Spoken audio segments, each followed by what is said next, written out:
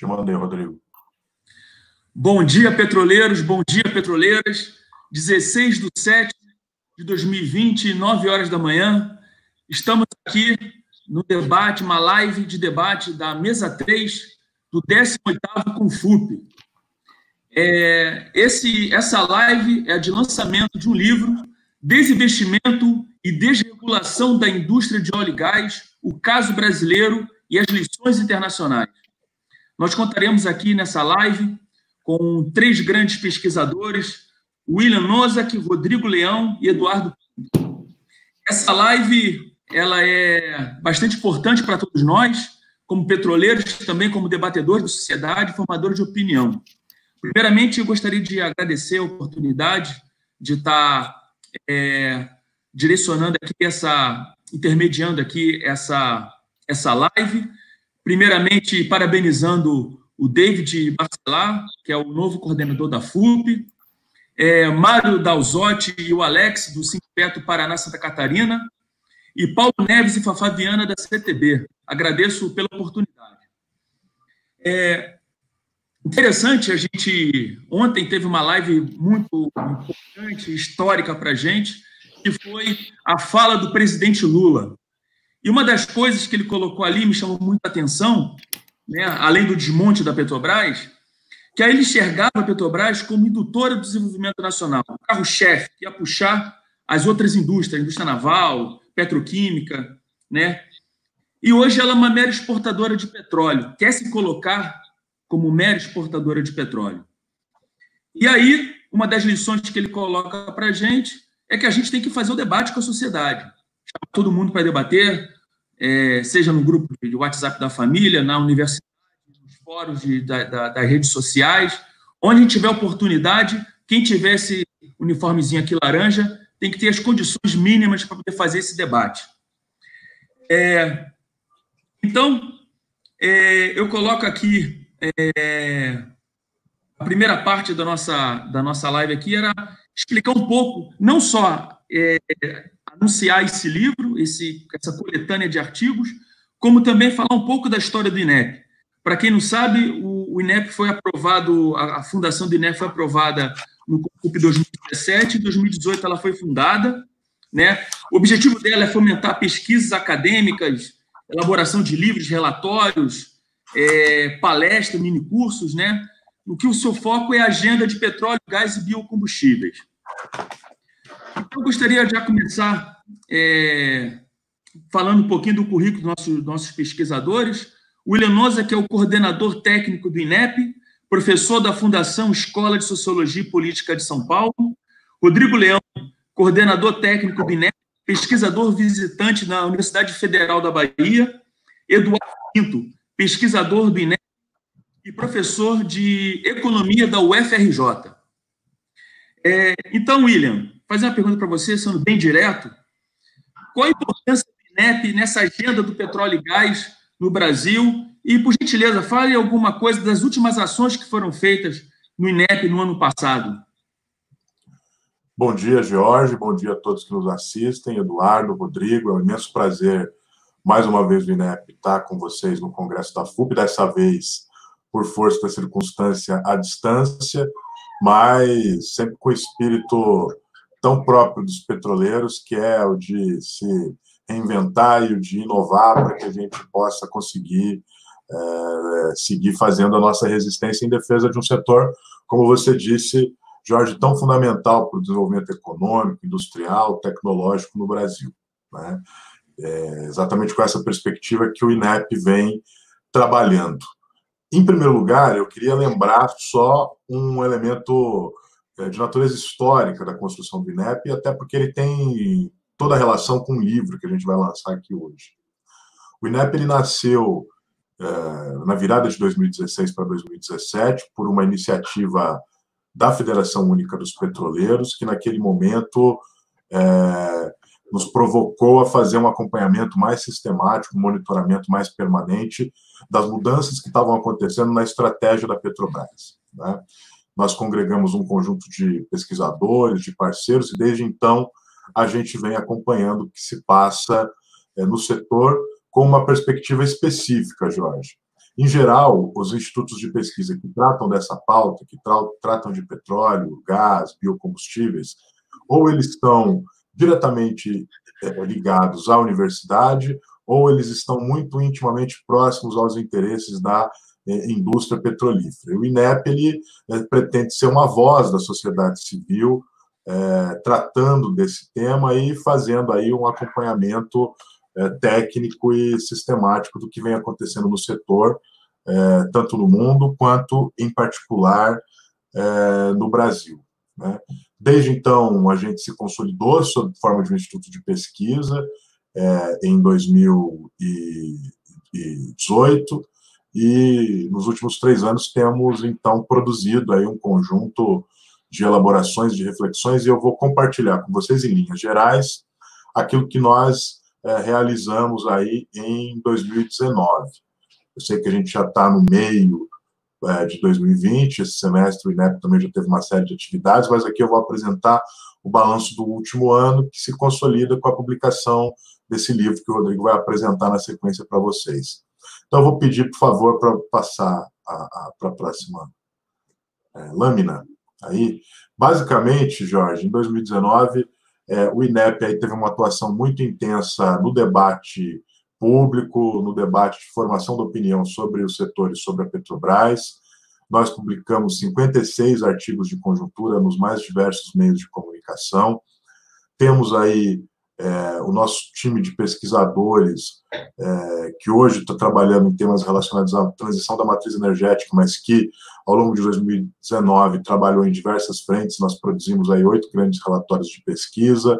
Temos também textos de maior fôlego, discutindo de modo mais aprofundado questões técnicas e políticas específicas, que conformam aí os textos para discussão. Publicamos 6 deles. Mantivemos até pouco tempo um blog com notas sistematizando informações do setor e interpretações nossas. Ao longo de 2019 foram 63 notas. Temos as nossas publicações, parcerias que resultaram em livros. Temos um capítulo de livro numa publicação do IPEA, que faz um balanço profundo das empresas estatais. O INEP contribuiu fazendo um capítulo sobre a Petrobras, e temos o compêndio de artigos aí, que é a nossa terceira publicação, que vai ser apresentada hoje, né? Além disso, é importante destacar que 2019 foi um ano relevante do ponto de vista das nossas publicações de artigos semanais, porque nós publicamos nos mais diversos veículos da imprensa, da mídia alternativa, do campo progressista, mas cumprindo a missão para a qual o INEP foi criado, que é disputar a hegemonia e uma interpretação progressista para o setor de óleo e gás.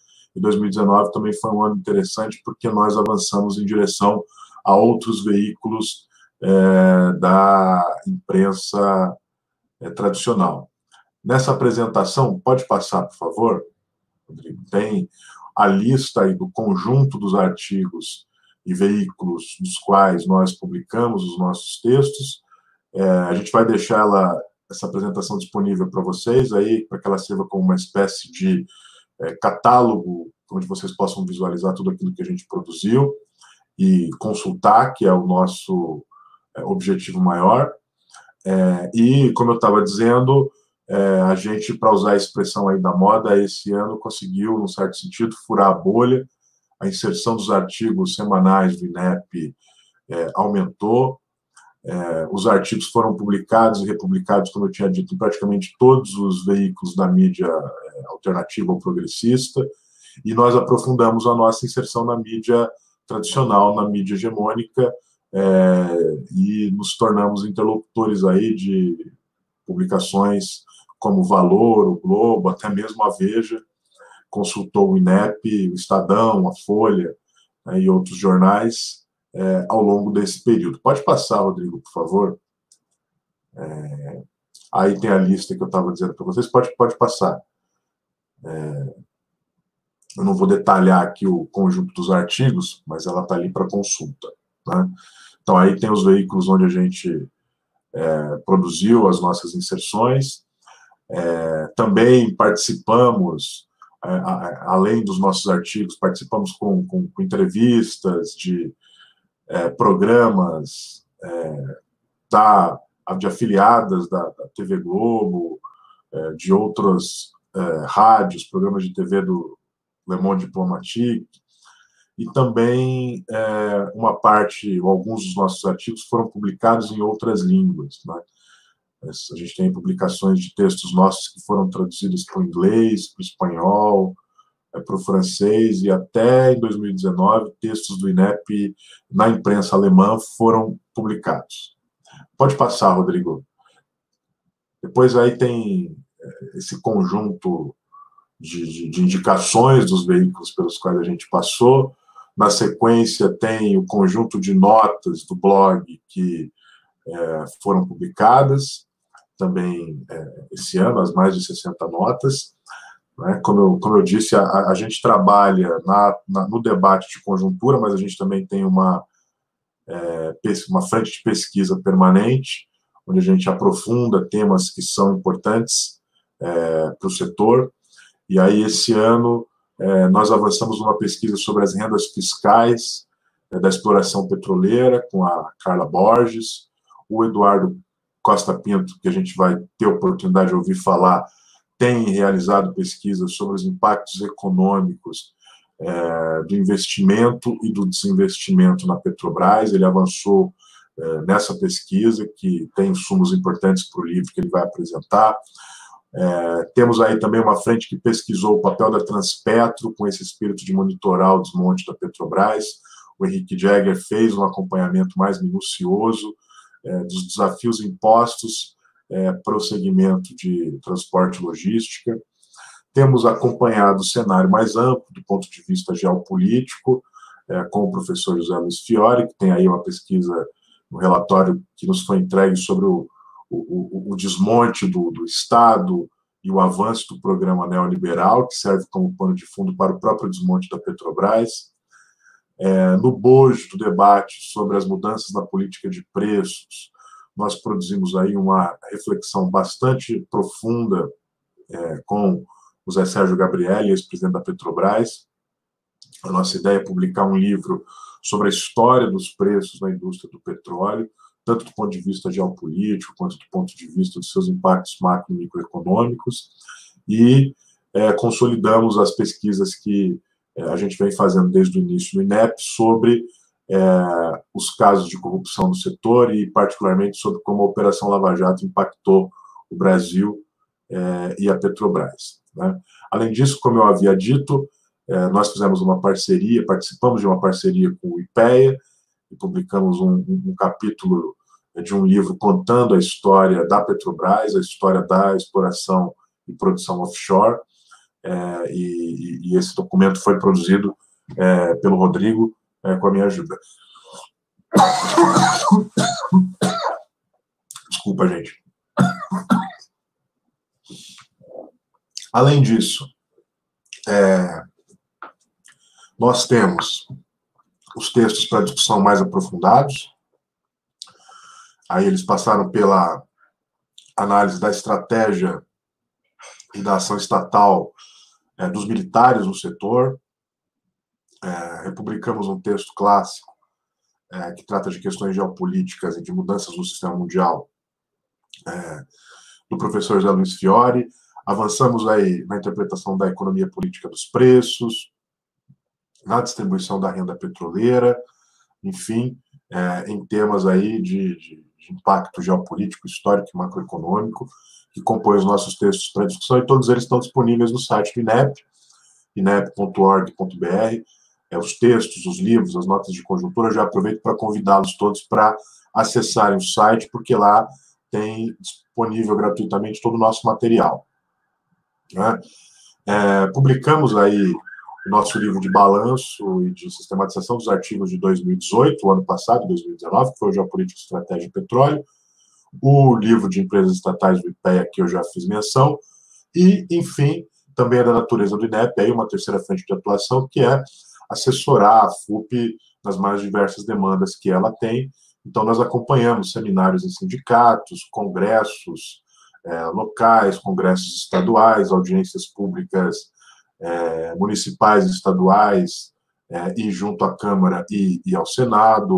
Tivemos presente no ano passado em plenárias da CUT, da FUP, no Congresso da FUP, em frentes, atuações e reuniões e ações de frentes parlamentares em defesa do petróleo. Enfim, temos dialogado com o consórcio do Nordeste da Bahia, participado de reuniões da Comissão de Minas e Energia e outras correlatas que têm tratado de matérias que incidem sobre o nosso tema. Enfim, a nossa atuação tem sido intensa, tanto do ponto de vista técnico, com outros atores que estão atuando imediatamente no setor, quanto com formadores de opinião e aqueles que tratam desses nossos temas no debate público. E uma parte, pode passar, Rodrigo, dessa produção está consolidada aí no livro que a gente lança hoje.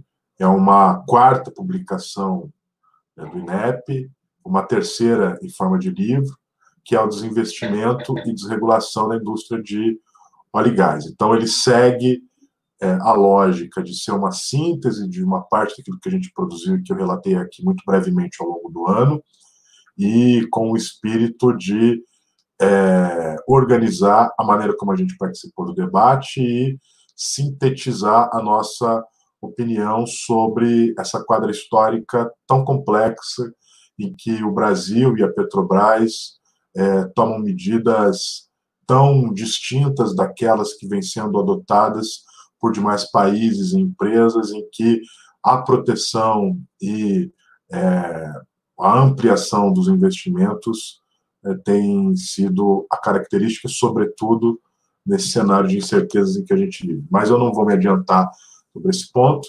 Esses são alguns elementos gerais da atuação do INEP. Todas essas informações, repito, estão disponíveis no nosso site, inep.org.br. E, para terminar, registro aqui o nosso agradecimento à FUP, a antiga gestão, que também está homenageada na figura do Zé Maria no livro, e a nova gestão que assume com o David, porque essa tarefa de acompanhar as transformações profundas do setor é um desafio necessário para o Brasil, e a FUP, ao provocar o INEP para que fizesse isso, certamente dá uma grande contribuição para uma reflexão mais profunda sobre o setor de óleo e gás no Brasil. Então, eu passo agora para o Rodrigo poder nos apresentar mais detalhadamente o livro e deixo aqui a minha palavra final de agradecimento a todos e todas. Muito obrigado. Só um detalhe, pessoal. Vocês podem fazer, quem está assistindo a live agora, pode apresentar suas perguntas aqui nos comentários para a gente estar selecionando e estar direcionando para cada um dos pesquisadores, tá bom? Só para lembrar, inep.org.br, o livro já está disponível no site, tá? Ele pode ser baixado gratuitamente e vale a pena cada um aqui ler os artigos que foram desenvolvidos. Com a palavra, Rodrigo. Bom, primeiro, Jorge, queria dar um bom dia para você, agradecer de novo o espaço, cumprimentando você, eu cumprimento a diretoria da FUP, a nova diretoria, os delegados do Congresso. Dou também bom dia aqui para o William, que está com a gente nessa empreitada do INEP desde o início, o Eduardo também, que já é pesquisador de longa data do INEP. Bom, eu primeiro queria agradecer de maneira mais geral. Acho que toda vez que a gente lança um livro do INEP é uma espécie, eu acho, de comemoração do trabalho que foi realizado no ano anterior, né?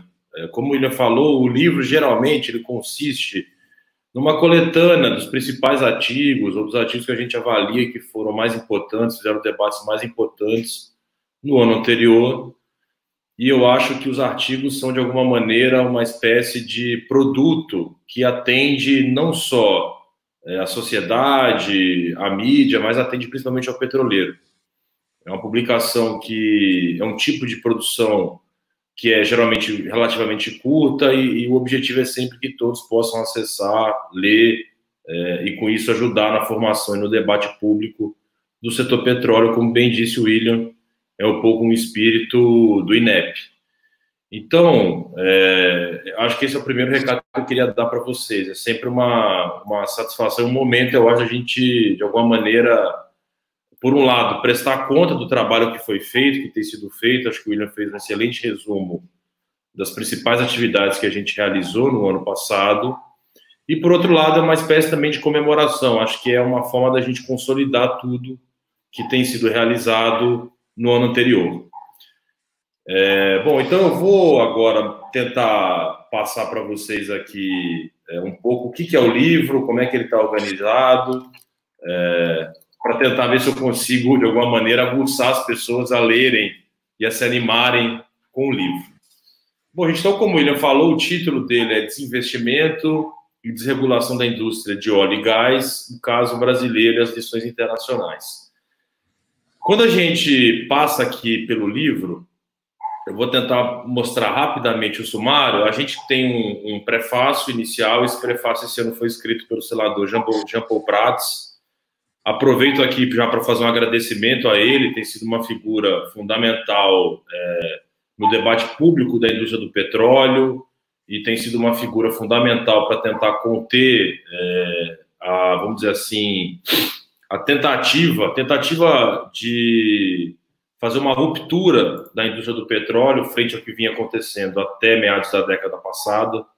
Então, tem sido uma figura muito importante para fazer o debate público sobre a importância da Petrobras, o papel do Estado no setor petróleo. Então, a gente aproveita esse momento aqui para agradecer que o senador aceitou o nosso convite. A gente ficou muito feliz dele poder escrever esse prefácio, assinar esse prefácio para a gente.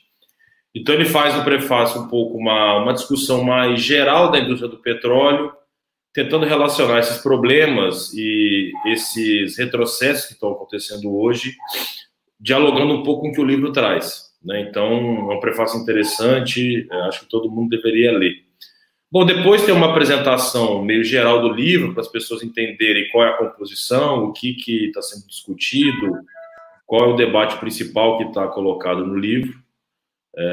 Em seguida, como o William falou, a gente achou esse ano justo fazer uma homenagem ao José Maria Rangel, e de alguma maneira essa homenagem se estende à diretoria da FUP, que que foi a responsável pela criação do INEP. Então, a gente sabe que esse ano é um ano importante para a FUP, é um ano de mudança de diretoria, tem figuras que estão chegando, a coordenação do David. Então, a gente avaliou que era um momento também da gente fazer uma espécie de homenagem ao Zé Maria, e ao Zé Maria a gente estende essa homenagem à direção da FUP, que foi a grande idealizadora do Instituto. Então, tem uma homenagem curta, falando um pouco do histórico do Zé no movimento petroleiro, falando um pouco da gestão dele na FUP, da diretoria da FUP, que culmina na criação do INEP. Evidentemente, a gente entende o INEP como um instrumento fundamental hoje no debate público do setor de petróleo. Isso não teria acontecido se a iniciativa da diretoria da FUP não tivesse sido adotada naquele período.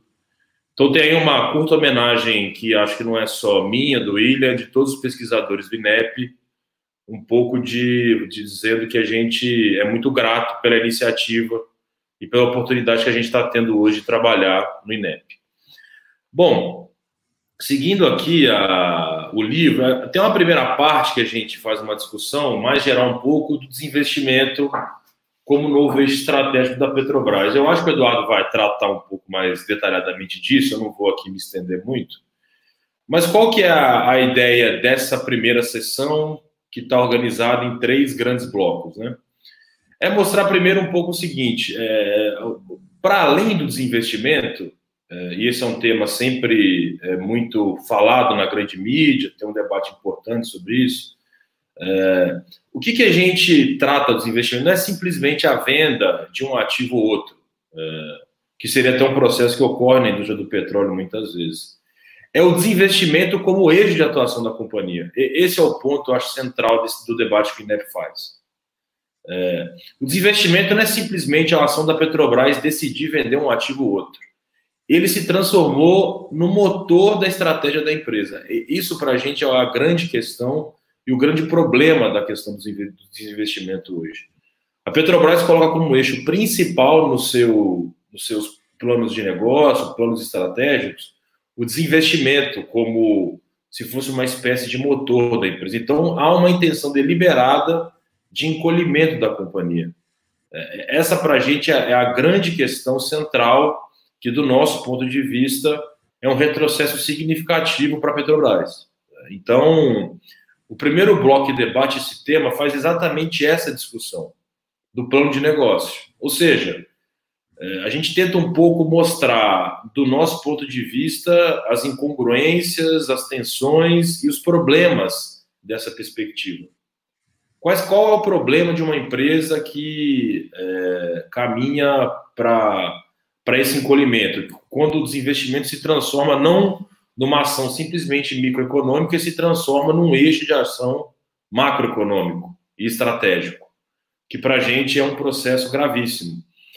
E aí faço aqui uma menção muito particular ao artigo escrito pela Isadora Coutinho, um artigo escrito recentemente, que mostra como a conjuntura que a gente está vivendo hoje, da pandemia, do Covid-19, escancara, do nosso ponto de vista, esse erro da gestão da Petrobras. A Petrobras é uma empresa que hoje consegue reagir relativamente bem a essa crise. O Eduardo também vai falar mais disso, porque ela é uma empresa que ainda hoje é uma empresa integrada, tem ainda um volume relevante de ativos em várias áreas, e aí está permitindo a Petrobras, por exemplo, exportar óleo combustível de navegação, que permitiu à empresa, no último período, aumentar a venda de nafta. Então, é um artigo bem interessante, porque dialoga muito com o que a gente está vivendo nesse momento. Então, essa é a primeira, vamos dizer assim, o primeiro bloco dessa primeira grande sessão que olha para o desinvestimento. O segundo bloco, que a gente fala um pouco da abertura do setor de óleo e gás, é tentar entender um pouco também, do setor, de gás, é olhar também que, além das mudanças dos investimentos da Petrobras, a gente tem uma mudança importante na regulação do setor, que caminha para algo parecido. Ou seja, o governo brasileiro também tem adotado medidas muito agressivas no sentido de reduzir o papel do Estado no setor de gás natural e também no setor de petróleo. Isso tem acontecido. Então, o que a gente tenta mostrar são também os problemas dessa estratégia, né? Eu particularmente recomendo o artigo escrito pelo William, que chama As Falsas Promessas sobre o Gás, que trata um pouco, mostra, vamos dizer assim, as dificuldades que o governo tem de entregar aquilo que ele prometeu, né? O suposto aumento da concorrência, o suposto expansão do mercado de gás. E esse texto é um texto interessante, que ele já foi escrito há algum tempo, já tem mais de um ano. E eu acho que a realidade corrobora um pouco a tese do William. A gente não consegue ver mudança significativa no mercado de gás a despeito da tentativa de abertura acelerada. Então ele coloca, vamos dizer assim, uma dúvida muito clara sobre a possibilidade de êxito desse processo. A gente observa que essa ideia de abrir, vários atores vão entrar, vai ter uma expansão de mercado, as pessoas vão começar a consumir gás natural, tem uma série de problemas, como lacunas de infraestrutura, a própria regulação da distribuição de gás natural, tem vários problemas que não estão sendo enfrentados e discutidos, e a gente tem verificado simplesmente uma transferência daquilo que era público para o setor privado. É basicamente isso que tem ocorrido. A Petrobras vende ativos para empresas privadas gerirem, e a gente não observa mudanças significativas estruturais no mercado, muitas vezes até mudanças nocivas, como aumento de preço e coisas do gênero. Então, é uma sessão pouco que dialoga no seguinte sentido: do mesmo jeito que a Petrobras tenta fazer uma abertura acelerada, a gente verifica alguns problemas, esse processo também de abertura do setor de gás, na nossa avaliação, e aí vou aqui parafrasear o texto do William, não entrega aquilo que promete. Bom, a gente aí na terceira sessão, uma sessão que foi escrita basicamente pelo Henrique Jäger, trata basicamente dos problemas, vamos dizer assim, mais microeconômicos da privatização do downstream da Petrobras. E para quem não sabe, downstream aqui trata da parte que, vamos dizer assim, é da cadeia do refino para frente. Então, refino, distribuição, revenda. Então, o Henrique, ele apresenta pontualmente alguns problemas da privatização do refino. Como a questão da queda do preço, que é sempre uma promessa que é feita e nunca também é entregue, Em que medida a privatização do refino vai gerar valor ou não para a companhia, se há possibilidade disso, e evidentemente ele mostra que essa não é uma garantia que a Petrobras consegue fornecer, e do nosso ponto de vista vai haver destruição de valor. Aqui até aproveito para dizer que é curioso que até grandes jornais que geralmente se posicionam contra, essa semana particularmente tem escrito alguns textos sobre isso, inclusive questionando essa acelerada privatização da Petrobras, se ela não poderia, em alguma medida, reduzir o volume de ativos que geram valor para a companhia, o que para a gente é uma evidência há muito tempo. Então é interessante que o próprio debate público, vamos dizer assim, mais do mainstream, da mídia tradicional, já está começando a verificar esse problema que o INEP já alerta há algum tempo, né? Não é de hoje que a gente tem falado que esse encolhimento vai reduzir as possibilidades da Petrobras gerar receita, gerar valor, como diz o Henrique nesse texto. E mais grave disso é que, a depender da conjuntura, essa saída da Petrobras de vários setores deixa a empresa refém, muitas vezes, de um único segmento. Então, vocês imaginem só se essa crise do Covid fosse daqui 6 anos, depois da venda de várias refinarias, da saída completa de todos os outros setores, qual seria a capacidade que a Petrobras teria de resistir a uma crise de preço como a gente viveu hoje, que o preço chegou próximo a $20 o barril? Ela teria muita dificuldade de resistir a essa crise. Então, de novo, acho que a realidade vai um pouco mostrando aquilo que o INEP já vem dizendo há algum tempo. Bom, tem um quarto bloco dessa primeira sessão ainda que trata dos impactos regionais. Aí tem um texto da Carla Ferreira falando um pouco sobre a privatização da Refap e os riscos na arrecadação das cidades do Rio Grande do Sul.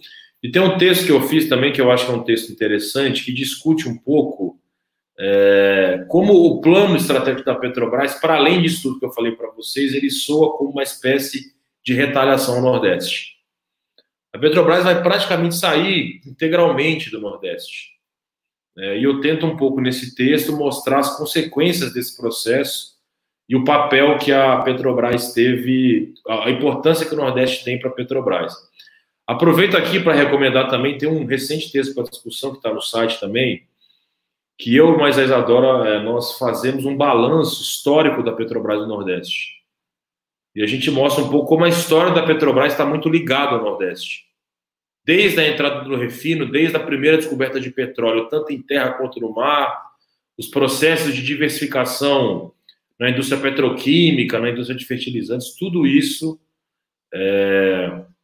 dialoga muito com a história da Petrobras. Então, assim, eu vou tentar exagerar um pouco, mas talvez sem o Nordeste não existiria a Petrobras, do jeito que a gente conhece hoje. E é curioso como parece que, para além da estratégia, de novo, de desinvestimento, há uma espécie de tentar apagar essa vinculação da Petrobras com o Nordeste. Algo que, do nosso ponto de vista, que a gente faz pesquisa e que conhece a história, é algo impossível, porque o Nordeste está, vamos dizer assim, incrustado no interior da Petrobras. Vou tentar agora acelerar um pouco mais, para não dar mais tempo para o Eduardo falar. A segunda sessão a gente discute aí mais detalhadamente a desregulação da indústria. A gente na primeira sessão fala um pouquinho de gás, mas aqui a gente aprofunda um pouco a discussão e principalmente, como é sempre uma característica nossa, uma leitura um pouco de economia política da desregulação. Então tem uma primeira sessão que trata um pouco da abertura do pré-sal e da saída do Estado na exploração e produção. Eduardo vai poder dar aqui uma palhinha para vocês do que ele discutiu, mas recomendo também o texto que ele fez sobre quais foram os interesses que restaram a partir desse processo de abertura. Tem uma sessão seguinte que foi escrita basicamente pelo William e pelo José Luiz Fiore, que aí discute um pouco as mudanças associadas aos interesses e à corrupção. Recomendo aí fortemente que vocês leiam os 3 textos, eles têm uma sequência interessante de como o INEP enxerga esse debate, mas de maneira geral, como essa narrativa da corrupção, ela permeia a indústria do petróleo há muito tempo, não é de hoje, não é só no Brasil, tem vários dados que mostram que isso é um problema crônico da indústria petrolífera, Mas a gente mostra como a corrupção é utilizada nesse debate público, muitas vezes para desmontar o setor. Então, recomendo fortemente a leitura desses 3 artigos. Há, por fim, uma discussão importante também que o William tem feito sobre os impactos ambientais desse processo de desregulação. A gente, nos últimos anos, algo que a gente não via há muito tempo, estamos acostumando agora a ver no Brasil uma série de problemas associados à produção de petróleo ao meio ambiente, vazamento de óleo, por exemplo. Enfim, então, infelizmente, essa pauta reaparece no Brasil não como uma pauta de investimento da Petrobras, de avanço em energia renovável. Aparece agora como risco ao meio ambiente. Então, o William faz uma reflexão também sobre isso. E, gente, fechando o livro aqui, nós temos uma última sessão que trata um pouco de lições, uma rápida sessão que trata um pouco das lições de outros países. Então, como é que outros países estão lidando com esses grandes desafios da mudança de regulação? Como é que eles usam o setor do petróleo para se desenvolver? Então, tem um texto também que eu produzi sobre a Coreia do Sul, que virou depois um artigo maior, que saiu recentemente numa revista do FRJ, feita em parceria com o INEP, e o José Luiz Fiore também participou da elaboração desse artigo, que eu discuto um pouco como é que um país como a Coreia do Sul, que não tem petróleo, é um país pequeno, não é um país, vamos dizer assim, que tenha muitos recursos naturais, conseguiu se desenvolver a partir do refino. Então, a Coreia é um caso muito interessante que está usando as indústrias de petroquímica, refino, e também a sua indústria naval para poder alavancar seu desenvolvimento. Um país que não tem petróleo. Então, acho que faz um contraponto interessante entre o caso, se a gente for fazer uma reflexão rápida, como é que o Brasil, que é um país que descobriu recentemente a maior reserva petrolífera dos últimos anos, tem uma postura, como a gente está vendo que tem, e como é que um país que não tem petróleo tem uma postura completamente diferente. E, gente, para fechar, eu acho que não é por acaso que esse texto está aí, e eu já vou terminar aqui deixando uma provocação, um texto que o William a gente fez, se eu não me engano, foi o ano passado, não sei se foi em 2018, a gente mostra como o centro do pensamento liberal global, o centro do livre mercado, como é que é essa relação entre empresa de petróleo e Estado. Há uma visão de que o Estado, vamos dizer assim, não atua no setor de petróleo americano, britânico. A gente mostra que isso é uma tremenda falácia. Nunca, em nenhum momento da história, quando a gente observa as experiências americanas e as experiências britânicas, a gente consegue ver uma existência de desconexão entre Estado e empresas de petróleo. É uma relação que ela é forte, o governo Trump mostra isso, o governo Bush mostra isso, o vice-presidente, por exemplo, do governo Bush, Dick Cheney, era uma figura que foi ex-presidente da Halliburton, é uma figura que veio do petróleo. Então, essa relação entre petróleo e Estado é uma relação que existe com muita força, é estratégica, inclusive, no centro do pensamento liberal do mundo. E a gente faz um pouco essa reflexão para mostrar se, de fato, a estratégia que a gente vê aqui hoje é ou não a mais correta. Bom, gente, eu me alonguei mais do que eu gostaria, recomendo a todos, espero ter convencido as pessoas a lerem o livro, tem muita coisa interessante, todos os pesquisadores, ou a maior parte deles, tem artigos assinados no livro, e eu espero que o pessoal goste e possa ajudar vocês, principalmente, que é o mais importante, a fazer reflexão sobre o setor. Obrigado. Obrigado, Rodrigo. Realmente, né?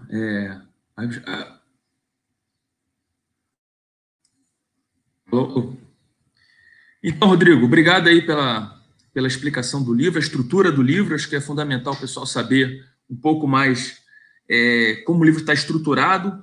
Um dos artigos que eu achei, no caso, um dos capítulos que eu achei mais interessante é a questão da privatização do downstream. E esse artigo sobre a Coreia do Sul me chamou bastante atenção.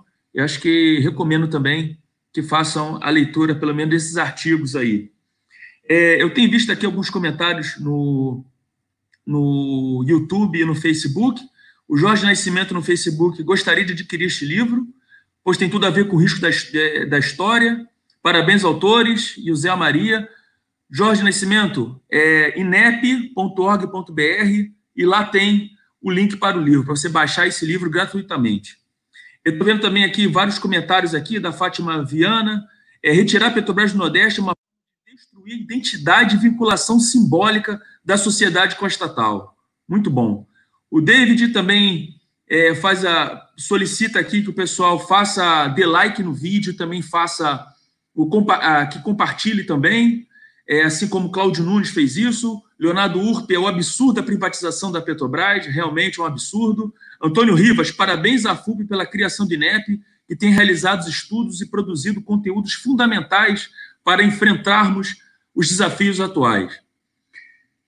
Com a palavra agora, Eduardo, vai falar um pouco sobre a Petrobras na atualidade, como ela se coloca, para onde é que ela está querendo caminhar, o que a gente pode fazer para poder enfrentar esses desafios aí. Com a palavra, Eduardo.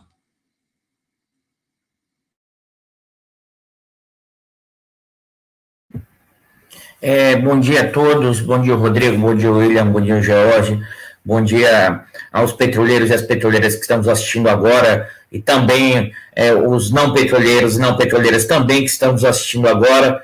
E eu acho importante essa discussão. Eu vou, na verdade, na minha apresentação, falar um pouco do que até o Rodrigo já comentou, mais do que só apresentar o meu artigo. Eu acho que uma parte da minha apresentação vai muito no espírito do que o INEP tem feito, porque a gente debate muito entre a gente tem linhas e análises que vão convergindo cada vez mais. E eu queria chamar um ponto que eu acho que o Rodrigo é importante, muito, muito, do que está aparecendo agora na grande imprensa como problemas da privatização, como problemas do setor. Nós estamos alertando há muito tempo, ainda quando a gente era um grupo de trabalho, tá? Eu acho que é importante ressaltar isso, e vocês vão perceber na minha apresentação que vai se focar em quê hoje, tá? A discussão é Petrobras, entre o presente e o futuro, tá? Qual é o lugar da estratégia de privatização da Petrobras? Política de preço de refino. Eu queria destacar, né, e acho que é importante deixar isso, a gente vive um momento muito complexo, muito complicado para o setor de petróleo e gás brasileiro e também para a Petrobras. Então, nesse sentido, acho que é importante destacar dois movimentos que estão associados à questão da privatização. O primeiro, que eu acho fundamental, são as mudanças do marco regulatório. Tá? A gente há uma reconfiguração profunda, né, a partir do golpe de 16 dos marcos regulatórios do setor de petróleo e gás, tanto na exploração e produção quanto no refino. Tá? No marco regulatório da exploração e produção, que no marco anterior de 2016 tinha um pré-sal como eixo central, tá? A Petrobras como operadora única, a partilha de produção, o papel fundamental do conteúdo nacional para estimular a indústria nacional de desenvolvimento, o fundo social, né, que está articulado à ideia da utilização de recursos do pré-sal para a questão da educação e para a questão de políticas sociais, e a estratégia da empresa integrada. Tá? A partir de 16, a partir do golpe parlamentar, é impressionante como você tem um completo desmonte do marco regulatório anterior, que era indutor do crescimento, para o marco regulatório associado a pró-mercado. Ou seja, a ideia do encolhimento do papel do pré-sal nesse processo, como a Petrobras deixa de ser operadora única, né? Uma redução expressiva da política de conteúdo local, que isso implica uma maior quantidade de importações de máquinas e equipamentos do exterior. O que é isso, Eduardo? Isso significa dizer o seguinte: se antes o emprego e a renda era gerado internamente nos estaleiros para a produção de máquinas e equipamentos no pré-sal, isso hoje, em grande parte, é gerado aonde? No exterior. No momento em que precisamos cada vez mais de emprego, no momento em que a crise econômica amplia a necessidade de geração de emprego e renda. É o momento em que o nosso marco regulatório, a nossa estratégia da Petrobras vai num sentido completamente oposto, que é poupar, entre aspas, trabalho e reduzir investimento. Então, 3 elementos são fundamentais para entender essa mudança do marco regulatório. Primeiro, a redução da Petrobras como operadora única, a redução da política de conteúdo local e a forte redução da tributação de importações de máquinas e equipamentos, que é a famosa MP do trilhão, que é a questão do repetro. Tá? Só que, e esses marcos, eles vão eliminar o papel da estratégia da Petrobras como indutor do desenvolvimento nacional, tá? Além de tudo, você acelera os leilões, e essa aceleração dos leilões vai obrigar necessariamente a entrada de empresas estrangeiras. E ignora qualquer discussão, né, no debate da transição energética. Não por acaso, pessoal, a Petrobras, que até 2016 realizava importantes gastos no setor de energia renováveis, vai reduzir fortemente isso a partir de 2016. Isso tudo vem junto com a mudança também no marco regulatório do refino, né? A Petrobras deixa de garantir o abastecimento do mercado nacional, propõe-se ações e medidas voltadas para a promoção e a intensificação da livre iniciativa como, entre aspas, uma boa configuração do mercado. E porque, nesse sentido, né, você tem uma mudança que está associada tanto os marcos regulatórios mais gerais, e aqui eu queria destacar que acho que é importante entender não só a mudança regulatória em geral, mas também tem uma profunda mudança no direcionamento das estratégias da Petrobras, tá? Como o Rodrigo bem alertou, um dos elementos da mudança como eixo estratégico estão associada, primeiro, a ideia do encolhimento, a ideia da focalização apenas na exploração e produção, e mais ainda, na exploração e produção no pré-sal. Tá? Isso é uma estratégia que está associada à desverticalização da empresa. Aí vocês poderiam dizer, não, Eduardo, mas isso é bom, porque se você vai para um ativo específico que ele é mais rentável, eu vou aumentar minha lucratividade. E eu poderia responder para você na hora, e até para os gestores da Petrobras, isso é um erro estratégico, enquanto negócio. Porque todas as petroleiras do mundo trabalham com a ideia da integração vertical. A ideia do poço ao poste. Não é porque o negócio é A, B, C, D, ou mais ou menos, é porque isso minimiza riscos, como a gente está vendo agora. Nesse momento que o preço do petróleo despencou, a margem de lucro aumenta no refino. O que significa dizer que quando o preço do petróleo cai, o refino se torna mais lucrativo. As grandes empresas, elas verticalizam, têm uma integração vertical, né, exatamente para minimizar riscos e garantir lucratividade ao longo do tempo. Mas essa estratégia que a Petrobras tem abandonado completamente e que está associada a uma política de redução do refino e uma política de preço de maximização das margens, ou seja, a Petrobras, como uma empresa estatal, se comporta como, no caso dos preços, com uma política como uma empresa privada e, ao mesmo tempo, perdendo sua capacidade indutora nesse processo. Então, nesse contexto, eu acho que é importante ressaltar, um dos elementos centrais é a política de desinvestimento, que é um eufemismo, na verdade é uma política de privatização. Você fatia a empresa e vende os pedaços, você privatiza. Para vocês terem ideia, entre 2015 e 2019, as vendas de ativos da Petrobras já totalizaram mais de 40 bilhões de dólares. Tá? Isso no setor de exploração e produção, isso no setor de refino, ou seja, no downstream, e isso também em outros setores associados a açúcar e álcool. Ou seja, a Petrobras, que até 2015, né, entre 2012 e 2015, tinha se tornado uma empresa grande, robusta, e que aumentou fortemente a capacidade produtiva, né, indutora do desenvolvimento nacional, a partir de 2016 tem se tornado uma empresa que cada vez mais encolhe, uma empresa que está cada vez mais preocupada com a geração de caixa no curtíssimo prazo e que isso gera ganhos principalmente para seus acionistas e para os seus credores, que são grandes fundos internacionais. Então a estratégia, o foco é, como o Rodrigo bem alertou, o desinvestimento se torna um eixo da empresa, né? Ou seja, vender ativos. E, claro, a venda de ativos gera um caixa no curto prazo. Isso gera, com essa geração de caixa no curto prazo, né, uma ideia de que a empresa estaria melhor nas condições estruturais. Não é verdade. Né? Isso tende a gerar, no médio e no longo prazo, problemas nada triviais.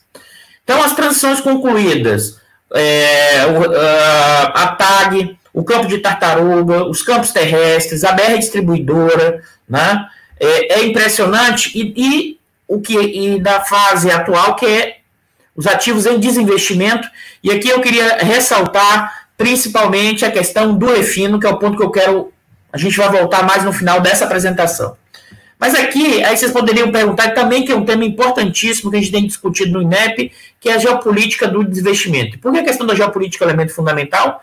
Porque o petróleo não é uma simples commodity. O petróleo joga um papel tanto no processo de acumulação internacional, mas também na geopolítica internacional. É um ativo estratégico, é um ativo que está associado à acumulação, mas é um ativo que está associado à guerra, é um ativo que está associado na verdade, como dito pelo Daniel Ergin, o petróleo, né, o século XX foi a era do hidrocarboneto. E o petróleo, ainda no século XXI, terá um papel relevante por um longo período. Ou seja, guerras, disputas, estratégias, desestabilizações, guerras híbridas são um elemento que fazem parte na disputa da geopolítica do petróleo. E aí, como o próprio Rodrigo ressaltou no texto que ele escreveu com Ilha, o papel, por exemplo, dos Estados nacionais e das empresas de petróleo, a elas vinculadas no processo de desestabilização de países. No caso específico da geopolítica do desinvestimento, um elemento importantíssimo é a questão do pré-sal. A rápida ampliação da produção do pré-sal permite, né, vamos dizer assim, modificar elementos da geopolítica do petróleo e das disputas entre Estados Unidos, OPEP, Rússia, nessa dinâmica. Claro que no caso brasileiro, hoje nós temos um papel completamente passivo nessa estratégia, ou seja, não temos uma estratégia definida nem do nosso tipo de inserção e nem da estratégia da Petrobras nos seus processos internos. É um cenário de completa desestruturação, desintegração, tanto da institucionalidade do setor de petróleo e gás, quanto também nas estratégias da Petrobras. Ou seja, uma completa inserção subordinada. Né? Ou seja, nesse contexto, o Brasil, né, que poderia funcionar como elemento de estratégia geopolítica importante como estratégia nacional, dada a exploração do pré-sal e dado o poder de consumo do mercado consumidor, do mercado interno brasileiro. Isso, né, uma estratégia passiva nesse processo. Né? O setor de EP no Brasil é central nessa nova geopolítica e o pré-sal coloca o Brasil como uma das 8 maiores reservas de petróleo. Qual é o problema? O que poderia ser vamos dizer assim, uma bênção, se torna um problema porque nós não temos hoje uma estratégia ativa que articule reserva, exploração, estratégia de desenvolvimento industrial nacional, com utilização desses possíveis recursos no futuro para minimizar a nossa profunda desigualdade social. Né?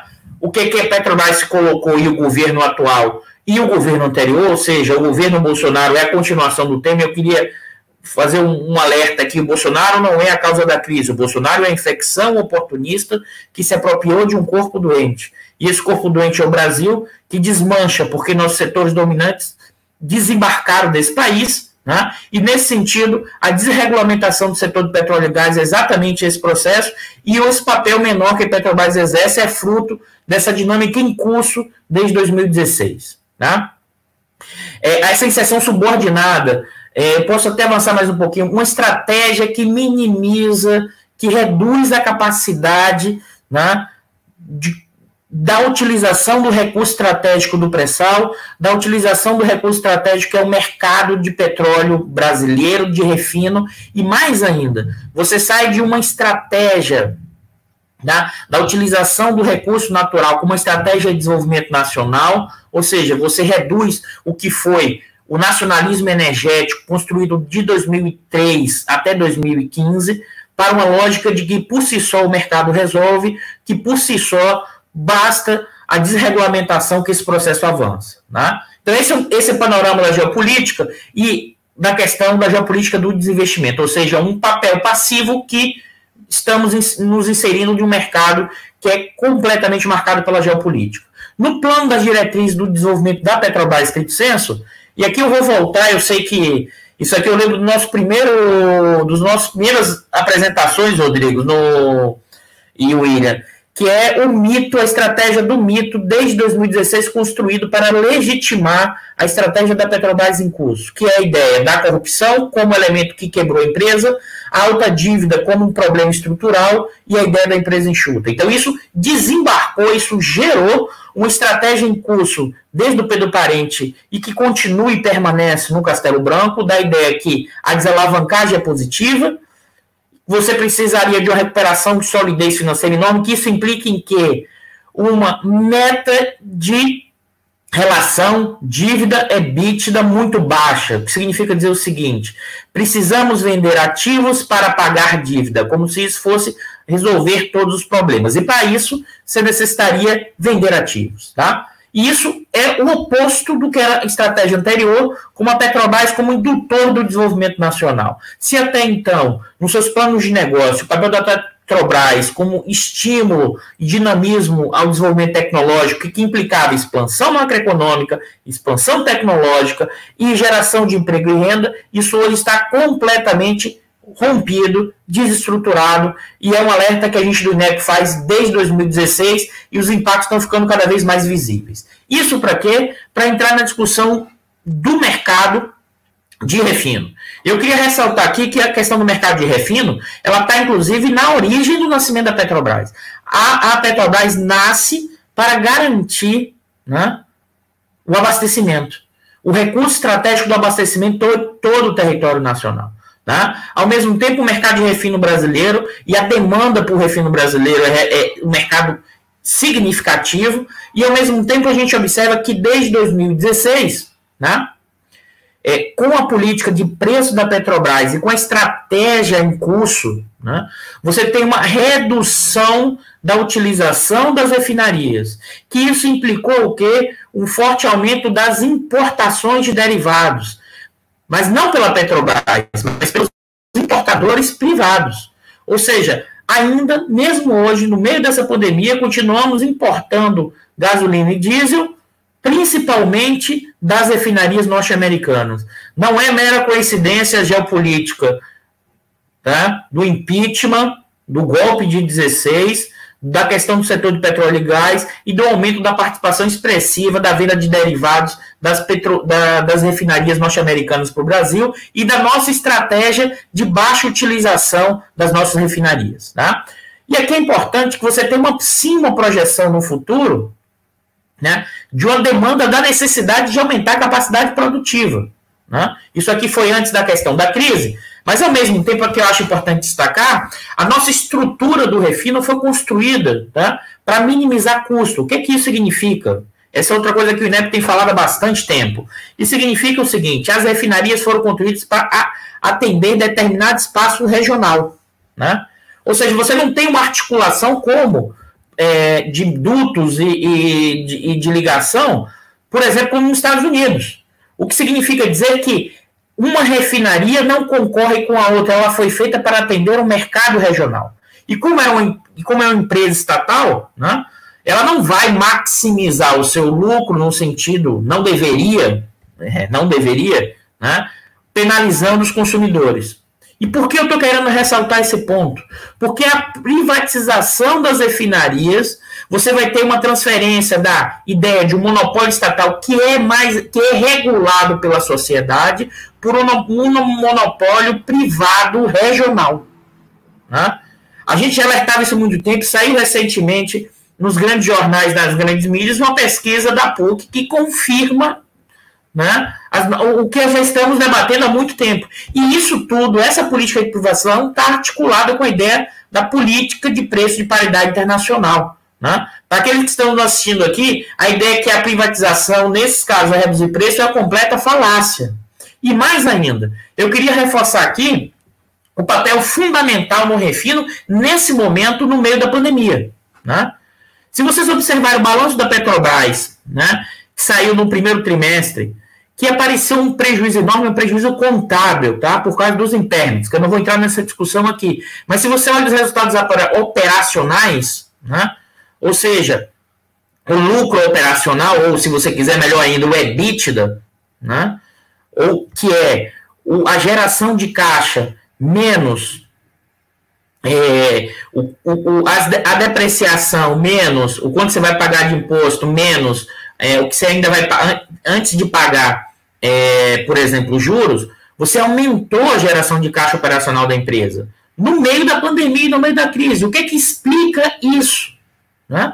Isso é explicado, né, pelo aumento, e aqui é importante, isso é explicado pelo aumento das importações de derivados. E que derivados foram esses? Ou seja, você aumentou a exportação para a China e você aumentou a importação de derivados, principalmente de óleo e combustível. Bunker, para quem? Para a utilização de óleo e combustível para navios. Né? E isso principalmente de quem? E aqui eu queria ressaltar, né, das refinarias que estão colocadas à venda. Né? As refinarias, principalmente a do Nordeste, que tem hoje uma capacidade de produzir esse tipo de óleo combustível, né? Que no caso, o petróleo do pré-sal, né, tem essa especificidade de que é muito bom para produzir esse tipo de óleo combustível. Então, por exemplo, a RLAM, a Renest, né, que tem essa capacidade, aumentou fortemente a produção, né? Além de tudo, isso garantiu esses lucros operacionais. E por quê? Porque o mercado interno, a demanda de derivados do mercado interno caiu fortemente por causa dos efeitos da Covid-19. Observe, num momento como esse, o refino, que foi um elemento importante para garantir a lucratividade da empresa, está colocado à venda. Né? Eu fico me perguntando, para fechar, para a gente abrir para o debate, é o seguinte: isso não é nem uma lógica econômica um bom negócio. Isso não é nem uma lógica capitalista, isso não é nem uma lógica de uma empresa privada, que a Petrobras não é, né, um bom negócio. Isso é assustador. Né? E a Petrobras não é uma empresa privada, é uma empresa estatal. Ela tem uma dupla face, ela precisa acumular internamente, mas ela também tem um papel social, porque ela é uma empresa que é controlada pelo Estado e pela sociedade brasileira. Né? Ou seja, a privatização das refinarias vai implicar um aumento dos preços, né? Um pior negócio para a acumulação interna da Petrobras e reduz a capacidade de induzir o desenvolvimento e o crescimento nacional. Nesse sentido, e aí eu queria, para fechar para o debate, é fundamental a luta da resistência contra esse tipo de privatização, porque é muito mais apenas, é uma discussão que é um erro econômico, é uma discussão que vai piorar e vai aumentar os preços para os consumidores, porque vão se formar monopólios regionais privados, e a gente vai reduzir a capacidade do Estado de gerar emprego e renda e crescimento. E que vamos sair dessa pandemia cambaleando e vamos ainda reduzir a capacidade do Estado nesse processo. É um completo desmonte. Eu queria reforçar a fala do Rodrigo, eu vou ser aqui até mais incisivo. O que tem hoje não é o que era nos anos 90, a privatização e mercado. O que nós temos hoje é um botim. É um botim. Ou seja, parte desses setores dominantes funcionando como despachantes para empresas internacionais, parte desses segmentos nacionais desembarcaram. Então, assim, meu pirão primeiro, deixa eu ganhar aqui e depois ver o que é que dá. Normalmente eu não sou tão incisivo, mas acho fundamental, porque esse é um momento histórico que é necessário deixar muito claro o que está em curso. Ou seja, não é nos anos 90, tipo privatização, aquilo tinha um modelo, tinha regulações, podia não concordar. Aqui não. Aqui é desembarque total, aqui é botim, e é fundamental defender, tá, não só a Petrobras como um elemento da estratégia nacional, mas a Petrobras enquanto um negócio, porque a privatização é economicamente negativo. Eu queria fechar por aqui, pessoal, e abrir para o debate. Novamente agradecer o Jorge, o William, o Rodrigo, mandar também um abraço e agradecer o Zé Maria e saudar a nova diretoria em curso. Os desafios são enormes, mas a gente tem que continuar nessa batalha com conhecimento e fornecendo munição para continuarmos nesse embate e debate. É isso, pessoal. Obrigado, Eduardo. Vou ler aqui alguns comentários. Jean Penha, pelo Facebook. Vou lembrar que a Petrobras também quer sair do sul do Brasil, ao vender a Refap e a Refap. Também lembro a Six, né? Tem vários comentários aqui, inclusive elogiando a atuação do INEP, né, parabenizando os pesquisadores. Realmente tenho bastante apoios aqui ao trabalho que vocês estão desenvolvendo. Para encerrar aqui e a gente fundamentar o nosso debate, Alguns pontos eu gostaria de colocar. O que fazer, né? Essa é uma das coisas que realmente tem me deixado preocupado, é como a gente vai, a partir de agora, entrando no site do INEP, lendo o livro, o que a gente vai fazer? Eu acredito que uma das principais armas que nós temos é o debate, é o conhecimento e o debate.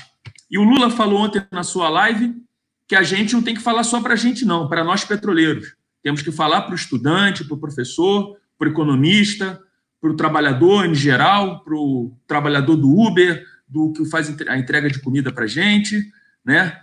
Então, a gente precisa massificar essas ideias aí e fazer um bom debate com a sociedade, né? O papel da FUP é fundamental nesse aspecto e o INEP é o que vai, de fato, subsidiar as nossas ideias aí para esse debate franco que precisamos fazer com a sociedade, né? O futuro que está em jogo. Então, gostaria de passar a palavra aí para o William, fazer alguns comentários sobre a fala dos outros pesquisadores e também já está mais ou menos encaminhando para o nosso encerramento. Obrigado, Jorge.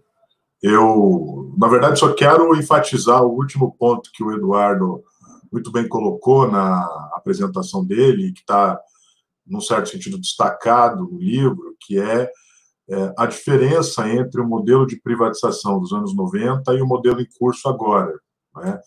Ali se organizava uma estratégia, nos 90, de Estado mínimo e de enxugamento do setor de Minas e Energia, que já era bastante danosa para o país e que significou, naquela ocasião, inclusive, a perda efetiva do monopólio da Petrobras.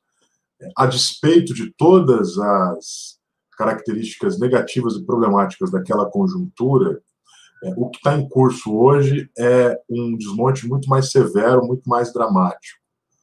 Essa ideia de converter a Petrobras em uma empresa de exploração e produção de óleo do pré-sal no eixo Rio-São Paulo é uma decisão que apequena todo o esforço histórico e coletivo da sociedade brasileira para a consolidação da indústria de óleo e gás, que foi tão fundamental nos anos 70 para que a gente pudesse recuperar o país das crises do petróleo e, naquele momento, tomar a decisão de investir em refino para que aquilo não se repetisse.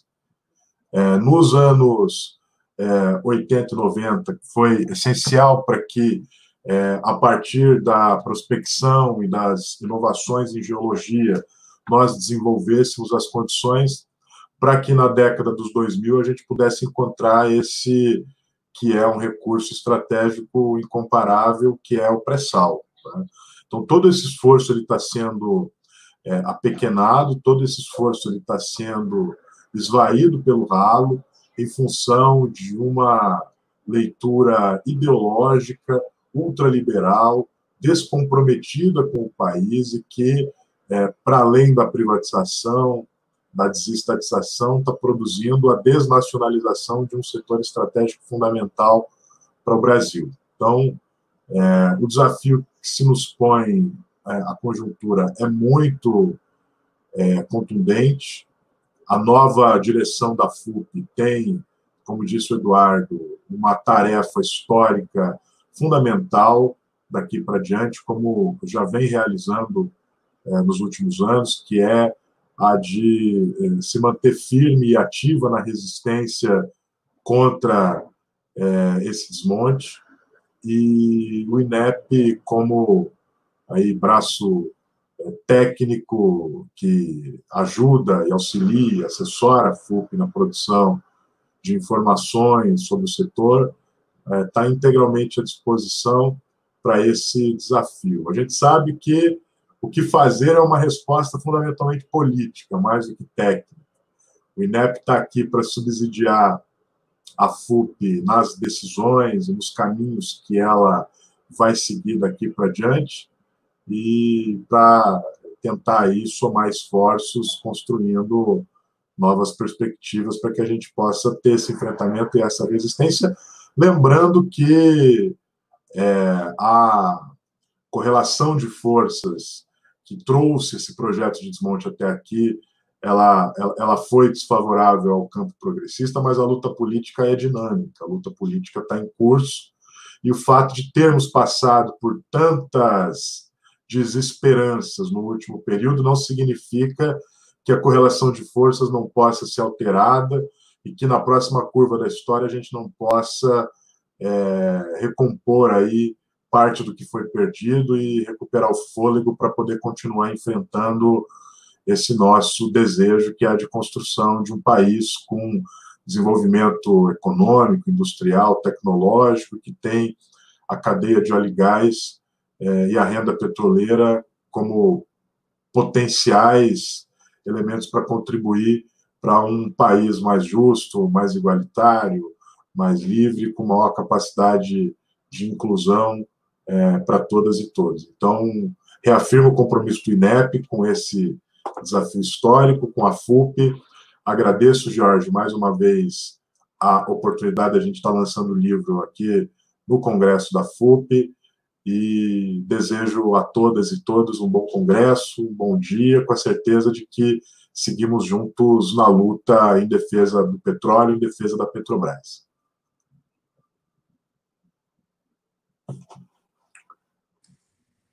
Obrigado, William. Mais alguns comentários aqui que eu vou ler. Do Cláudio Nunes. 2 iniciativas da FUP, Brigada Petroleiro e INEP, foram e são fundamentais para nós petroleiros, para a defesa do povo brasileiro. E outro comentário aqui também, bastante importante aqui. As refinarias podem se tornar apenas terminais de tancagem, pois os produtos serão refinados no exterior. É a questão do mercado, né? A venda das refinarias aqui não é só a estrutura da indústria de refino, mas o mercado, que é um dos maiores do mundo, né? Então, eu passo a palavra agora para o Rodrigo fazer as suas considerações. Bom, Jorge, primeiro eu queria agradecer de novo o espaço no Congresso. Para a gente do INEP é sempre fundamental estar aqui para dialogar com a categoria petroleira. É um momento que a gente tem um pouco para, de alguma maneira, confraternizar o surgimento do INEP, mostrar o trabalho que tem sido feito, porque nem sempre todo mundo tem uma agenda complicada, são muitas demandas que os petroleiros têm, enfim, então é um momento importante para a gente poder dialogar com vocês e tentar um pouco sistematizar o trabalho que tem sido feito. Então esse é o meu primeiro recado. Aí eu vou querer encerrar, não vou me alongar muito, acho que o William e o Eduardo já falaram bastante sobre o que está acontecendo com a Petrobras, com a empresa, o futuro,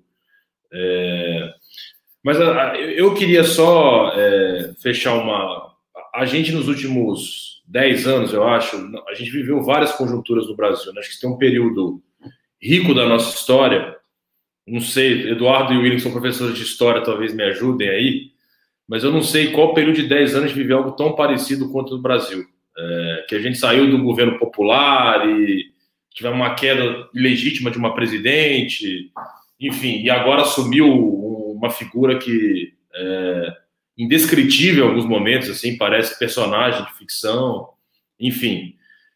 E eu acho assim, independente de todas as mudanças que ocorreram, a FUP resistiu, os petroleiros resistiram.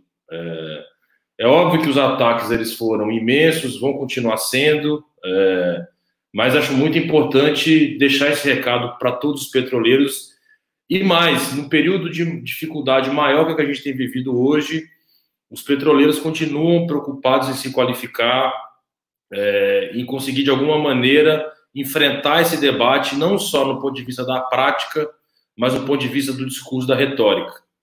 É evidente, eu acho que o presidente Lula ontem foi muito feliz na fala dele, que a gente precisa avançar no debate com a sociedade, tentar dialogar cada vez mais. Mas eu acho que, além do que fazer, que é uma coisa que a gente sempre deve pensar, é o que pauta a nossa ação, mas eu acho que é também a hora da gente falar um pouco do que tem sido feito. A FUP tem feito muita coisa há muito tempo, acho que isso é importante ser dito. Quando a FUP, e a gente está falando aqui do INEP hoje, mas quando ela cria o INEP, eu avalio que a FUP tem clareza que ela quer influenciar no debate público de outra maneira. A gente hoje consegue ver frases de dirigentes sindicais, de pesquisadores do INEP, Nós, INEP, temos publicado artigo no Estado de São Paulo, na Folha, no Valor, que eu imagino que há 10 anos atrás ninguém imaginava que isso era possível. Então, é evidente que eu acho que a gente tem muita coisa para fazer, a FUP precisa pensar na sua atuação, mas muita coisa tem sido feita. E eu acho que a FUP tem mostrado com isso capacidade de resistir. Então, eu acredito que a gente precisa sempre pautar a nossa ação no que nós vamos fazer. É uma frase clássica, né, do campo progressista, quando a gente tem que pensar o futuro e a conjuntura. Mas acho que é um momento importante dizer o que foi feito. Então, Jorge, eu acho isso. É um momento importante dos petroleiros se orgulharem daquilo que tem sido feito e da resistência, em todos os sentidos. A greve que aconteceu esse ano foi uma greve histórica. Toda a resistência que tem sido feita para... Eu não tenho dúvida que se não fosse os petroleiros, muita coisa dessa abertura teria avançado muito mais do que avançou.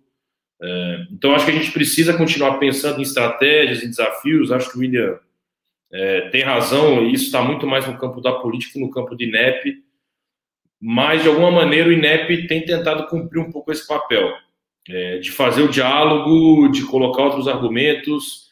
É o que eu sempre brinco, me perguntam, mas qual que é o objetivo quando o INEP tenta falar com a grande mídia? A gente tenta, ao menos, gritar um pouco, olha, não é bem assim. As coisas não são todas como eles dizem que são. O INEP tenta mostrar que as coisas são bem diferentes do que o senso comum muitas vezes tenta mostrar. E eu acho que nós temos conseguido, e aí é o trabalho de todos. Eu queria aqui agradecer a todos os pesquisadores, Eduardo, William, Carla, Isadora, Rafael, Mahatma, Henrique, enfim, todo mundo que está participando, o Sérgio, que estava com a gente até pouco tempo, enfim, todo mundo que está, José Sérgio Gabriel, José Liciori.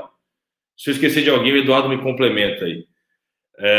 Mas eu queria agradecer um por um o pessoal de apoio, o Bruno, o Alonso, todo mundo que hoje ajuda muito o INEP a fazer o que o INEP a conseguir fazer a gente crescer nesse processo. E eu espero isso, que a gente, o que fazer, o INEP vai continuar fazendo isso, cada vez mais tentar disputar o debate público, disputar a hegemonia, disputar o discurso. Então, é isso que a gente quer fazer. A gente tem certeza que, como a FUP resistiu até hoje, ela vai continuar resistindo e vai continuar sendo uma peça fundamental para que a indústria do petróleo seja do povo brasileiro. Obrigado a todos.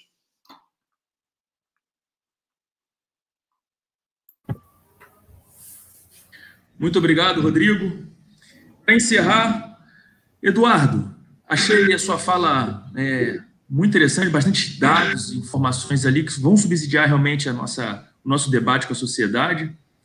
Encaminho você para os comentários finais, mas antes eu achei interessante o comentário aqui do Rui Rossetin. Este livro deve ser enviado com especial dedicatória para Bolsonaro, Paulo Guedes, Castelo Branco, Ministério das Minas e Energias, diretores e gerentes gerais da Petrobras.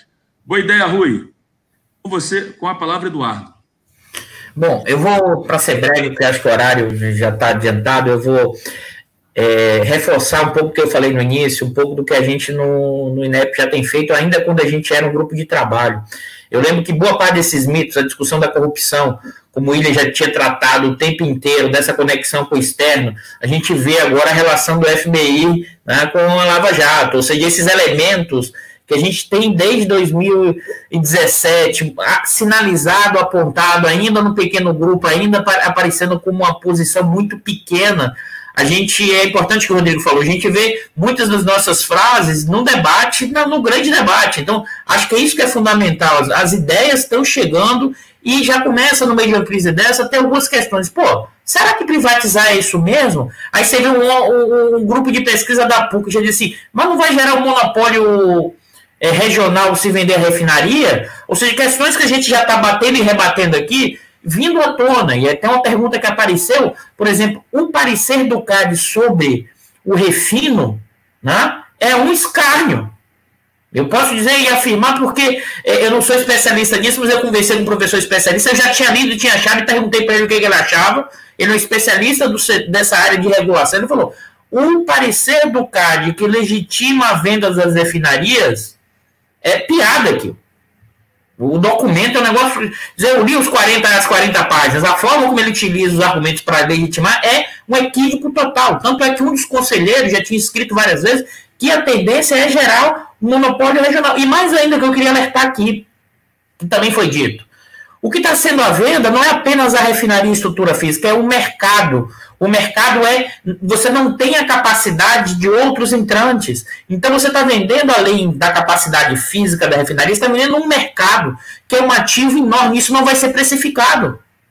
Né? Isso não entra no cálculo da precificação. Né? Então são vários elementos desse tipo que a gente tem que avançar nessa discussão, e é muito claro, o preço tende a subir. Né? O preço tende a subir.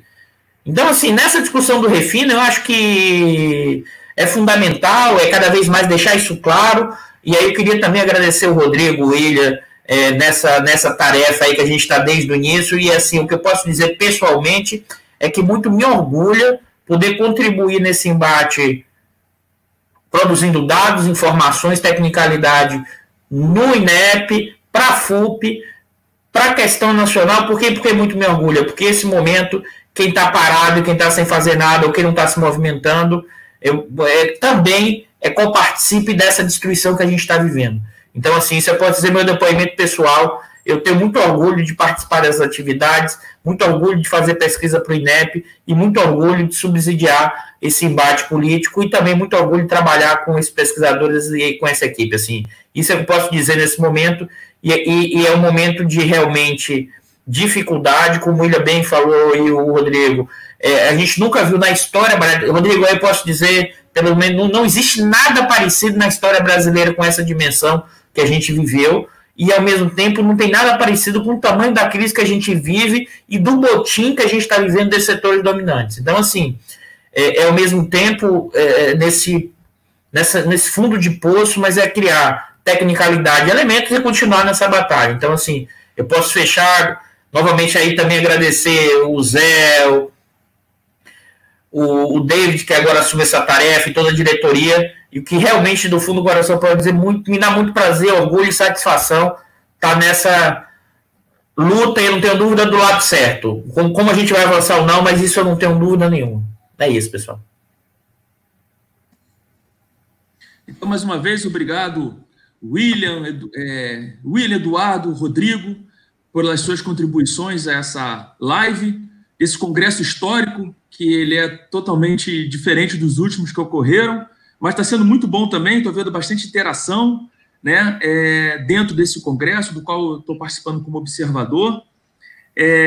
Uma das coisas que eu quero colocar, mais uma vez, quero pontuar isso, essa bandeira aqui é nossa, é do povo brasileiro, os verdadeiros patriotas somos nós, que defendemos a Petrobras estatal e alavancador do desenvolvimento nacional. Vestir esse laranja aqui tem que saber falar da Petrobras. O petroleiro não pode falar só das questões de acordo coletivo, dos problemas da sua gerência, do seu local de trabalho. Ele tem que falar com os brasileiros de maneira geral, com a sociedade, sobre a importância dessa empresa, inclusive para os empregos dela. Né? É a Petrobras que vai desenvolver a indústria naval, que vai desenvolver a indústria petroquímica, que vai desenvolver o transporte rodoviário, que ainda é muito pequeno no Brasil, em comparação com outros países, como a Argentina, por exemplo, e até os Estados Unidos. A gente precisa desenvolver a indústria nacional, e a Petrobras é realmente esse carro-chefe. Né? Deveria se colocar assim, inclusive poder sair dessa crise da pandemia. Eu peço que a todos e a todas baixem esse livro no site do INEP, já está disponível. Tem um link aqui embaixo também na descrição dessa live aqui no YouTube e no Facebook. Tem também aqui nos comentários.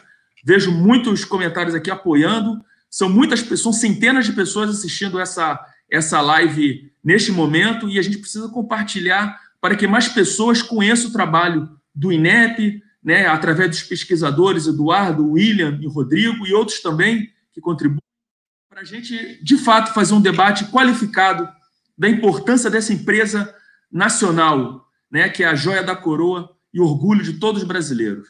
Muito obrigado a todos. O Congresso continua firme e forte, e vamos sair cada vez mais fortalecidos para as lutas que virão. Obrigado a todos. Um grande abraço.